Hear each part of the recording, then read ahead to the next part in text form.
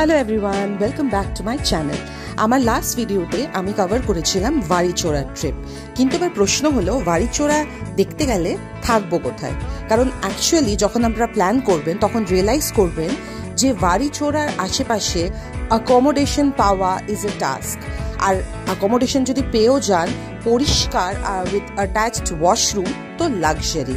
কিন্তু চিন্তা করবেন না, এই জন্যই আমার এই ভিডিওটা বানানো, কারণ আমরা লাকিলি ওরকমই একটা খুব ভালো অ্যাকোমোডেশনের সন্ধান পেয়ে গেছি।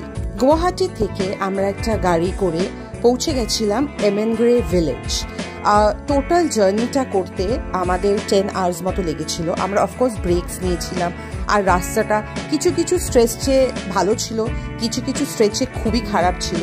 তো হাতে সময় নিয়ে এমেনগ্রে ভিলেজের জন্য বেরোবেন।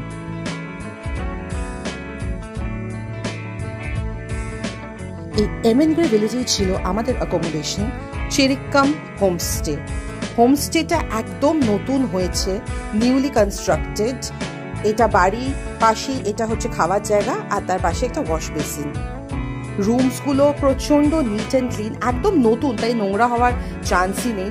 সুন্দর কমফোর্টেবল বেড, অ্যাটাচ ওয়াশরুম, একদম বাড়িচোড়া থেকে কাছে। যে ওনার সেই আমাদের বাড়িচোড়া ট্রিপটা অর্গানাইজ করে দিয়েছিল, ক্যাব বুকিং অ্যান্ড এভরিথিং। আমরা 4 জন মিলেছিলাম এই রুমটাতে, কারণ আমরা ইনিশিয়ালি রুম পাচ্ছিলাম না ওখানে ভালো। তো 4 জন আমরা আরামসে শুয়ে পড়েছি। একবার রিসার্চ করার পর আপনার রিয়েলাইজ করবেন যে যেটা আমি দেখাচ্ছি এর থেকে বেশি লাক্সারি তো ওখানে পাওয়া is next to impossible. Cherikkam homestay, হোমস্টেটার নাম। ওয়াশরুমটাও spick and span, hot water ছিল। আমরা ডিসেম্বরে গেছিলাম, তো কোনো প্রবলেম হয়নি। প্রপার ব্ল্যাঙ্কেটস, হট ওয়াটার, পরিষ্কার, মানে এভরিথিং ইজ এক্সিলেন্ট। ওনারটাও ভীষণ ভালো। আশা করি এবার আপনারা বাড়িচোড়া নিশ্চিন্তে প্ল্যান করতে পারেন with a comfortable stay and an amazing experience. দেখা হবে আমার পরের ব্লগে। Till then, take care, by.